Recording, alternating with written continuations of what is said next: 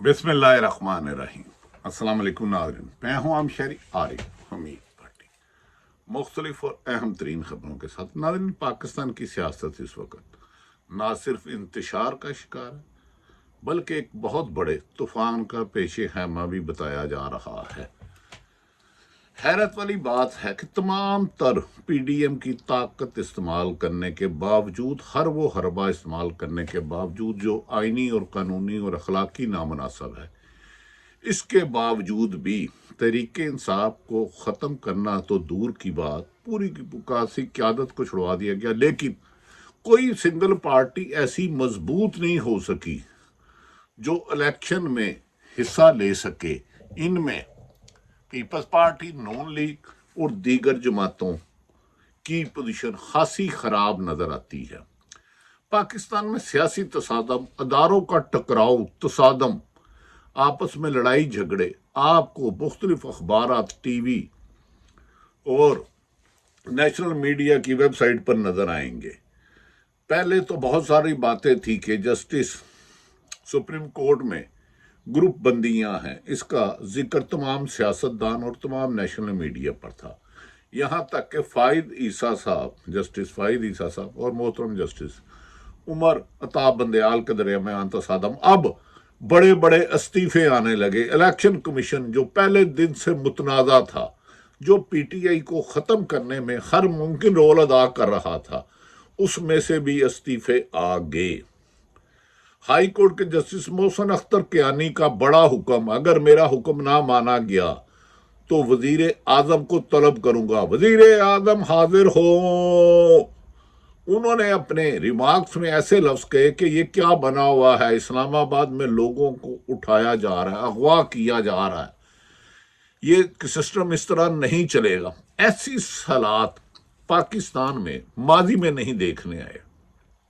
जियाउल हक ने जुल्फ़िकार अली भट्टो की हुकूमत का तख्ता उठाया, उन्हें फांसी दी, गैर जमाती इलेक्शन कराए और उसके नतीजे में पंजाब में शहबाज शरीफ और नवाज शरीफ वज़ीर आला पंजाब बने और मोहम्मद खान जनेजो को वज़ीर आज़म बनाया गया। उसमें खरीदो फरोख्त की मंडियां लगी गई, अरबों खरबों रुपए था, छांगा मांगा से लेके खरीदो फरोख्त रहा।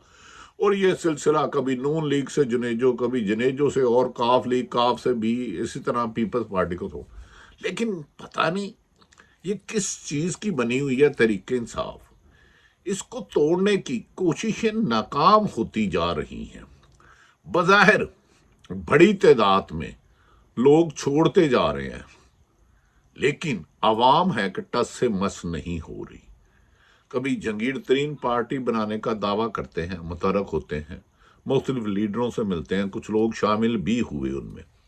कभी कोई लीडर आता है, कभी आसफ अली जरदारी साहब दुबई से लाहौर आते हैं, लेकिन कोई भी वोटर उनके साथ चलने के लिए तैयार नहीं। ऐसे में साबिक वजीर आजम नवाज शरीफ ने अपने भाई की हुकूमत पर मुबैना तौर पर में एतमाद का इजहार कर दिया। उन्होंने कहा 2017 के हालात इससे बेहतर थे, वो ही आ जाएं। क्या उन्हें अपने भाई मोहतरम शहबाज शरीफ जो मुस्लिम लीग नून के सदर हैं, तकरीबन 14 माह से इक़्तिदार में हैं, क्या उनकी हुकूमत पर भी अदम एतमाद कर दिया उन्होंने? क्या वो भी ना पसंद आ गई उनको? क्या उनके खिलाफ भी तबले जंग बजा दिया? ये उनका बयान समझ से बाहर है। दूसरी तरफ नादरीन, आज कुछ खवातीन जेल से जो मजिस्ट्रेट आलिया हमजा वगैरह रिमांड में गई, तो उन्होंने मुख्तसर कहा कि औरतों को जेलों में रखना गैर आइनी है, हमने जुर्म ही नहीं किया, सनम बलोच और इस तरह की बहुत सारी बातें ज़बान ज़दे आम हैं। पहले तो कहा जाता था कि फ़ाइद ईसा और उमर अता बंदयाल में इख्तलाफ आता, उन्होंने हाथ भी नहीं बुलाया। तो ये बात जब मीडिया पर बहुत ज़्यादा चली तो गुज़श्ता रोज़ हालात यहाँ आ गए कि सुप्रीम कोर्ट ने जो 14 मई का फैसला देना था इलेक्शन करवाने का, उसमें तौहीन अदालत का जो खुद दर्जनों मरतबा कहा कि अदालत मनोअन अपने हुक्म पर अमल दरामद कराना चाहती है, गुज़श्ता रोज़ वो अपने खिलाफ होने वाले प्रोपोगंडे यानी कि उमर अता बंदयाल साहब और जस्टिस फ़ाइद ईसा के इख्तलाफात में बहुत सारी खबरें माजी में हर टीवी पे अखबारात में आ गई। आज शजरकारी हुए, पौधा लगाते हुए नजर आए।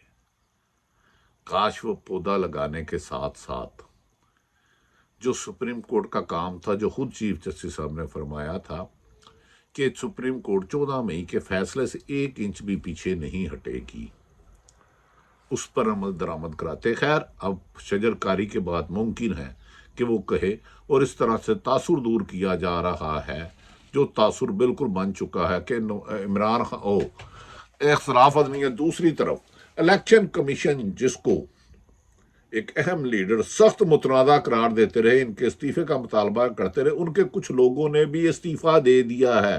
انہوں نے کہا کہ مبینہ طور پر اطلاعات ہیں کہ ہم دنیا اور مختلف ٹی وی کی ویب لائن پہ یہ خبریں ہیں کہ ہم اس ناانصافی میں نہیں رہ سکتے۔ ایڈیشنل ڈائریکٹر سمیت ایڈیشنل سیکرٹری اور دیگر کئی قائدین نے خبرہ دے دیا۔ سپریم کورٹ میں سخت اختلافات، سیاست دانوں میں سخت اختلافات، پی ڈی ایم کی 13-14 جماعتی اتحاد آپس میں اب ایک دوسرے کے ساتھ گرانے کے لیے، تحریک انصاف کی جگہ لینے کے لیے ناکامی کے بعد ایک دوسرے پر الزام لگانے لگ پڑی، اور مسلم لیگ نون کی اعلیٰ سطحی میٹنگ میں ایک فیصلہ کیا گیا۔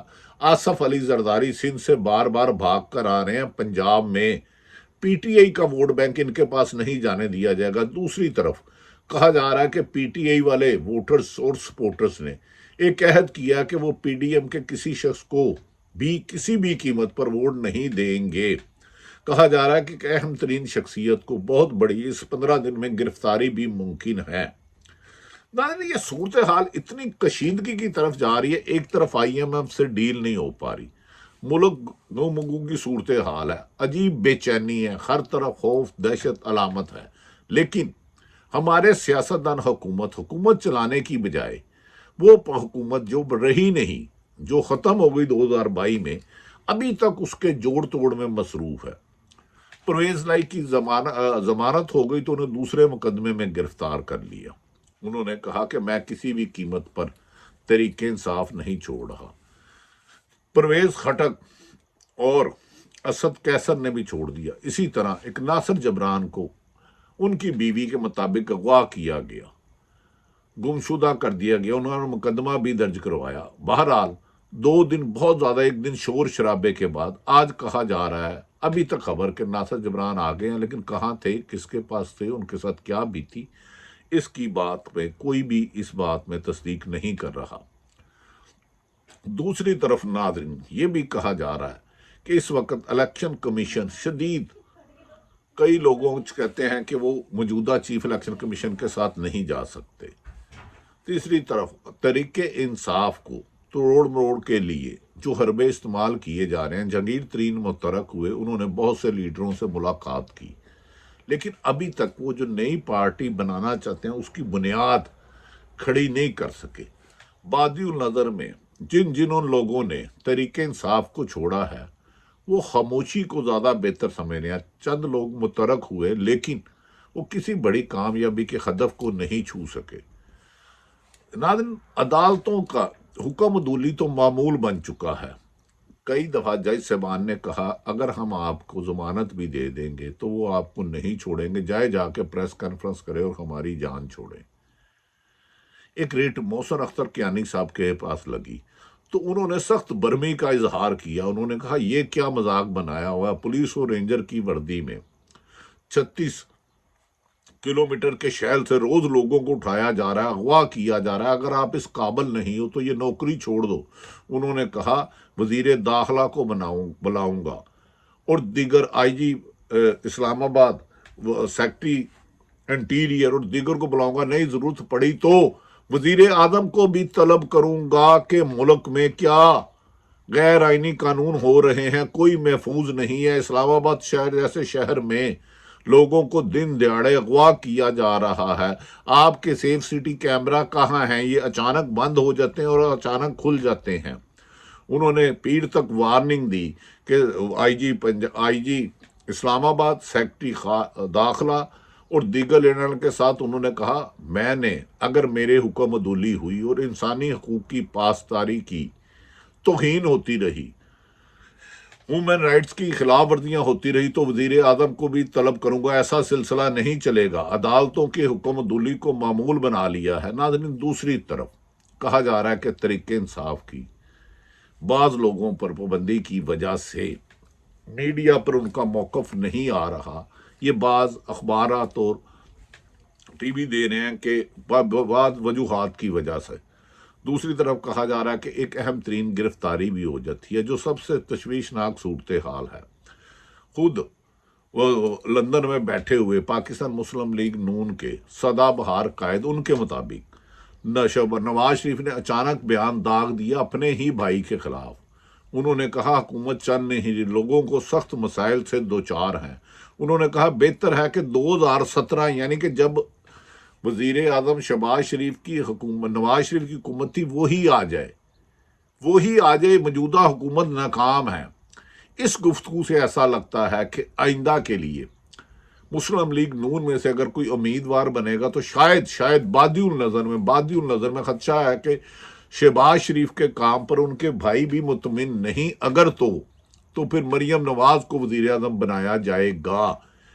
اور اس لوگوں پر مسلم لیگ نون کے نہایت ایک اہم قائد سے جب ہم نے پوچھا کہ اس کا کیا مطلب ہے کہ جب کہ پی ڈی ایم کی حکومت ہے، مسلم لیگ نون کے صدر شہباز شریف وزیر اعظم پاکستان ہے اور 14 ماہ تقریباً ہو گئے ہیں، تو انہوں نے کہا کہ شہباز شریف کی کارکردگی پر نواز شریف خوش نہیں ہے۔ نواز شریف فوری طور پر ختم آنا چاہتے ہیں، کیونکہ ہم سے نواز شریف سے کمٹمنٹ کی تھی کہ ایک حکومت کو نہ صرف ختم کیا جائے گا بلکہ مسلم لیگ نون کے لیے لیول پلینگ فیلڈنگ کی جائے گی، یعنی کہ نواز شریف کے مخالف جس پر وہ تنقید کرتے رہے ہیں، پی ڈی ایم کے جلسوں میں بھی نعرے لگاتے رہے ہیں، اس شخص کو نااہل کیا جائے گا، نواز شریف کے مقدمات ختم کیے جائیں گے، انہیں گرفتار کیا جائے گا۔ اور نواز شریف چاہتے ہیں کہ یہ کام جون میں لیول پلینگ فیلڈنگ کا، یعنی کہ ان کا سیاسی مخالف جو بھی ہے انہیں منظر سے ہٹا دیا جائے۔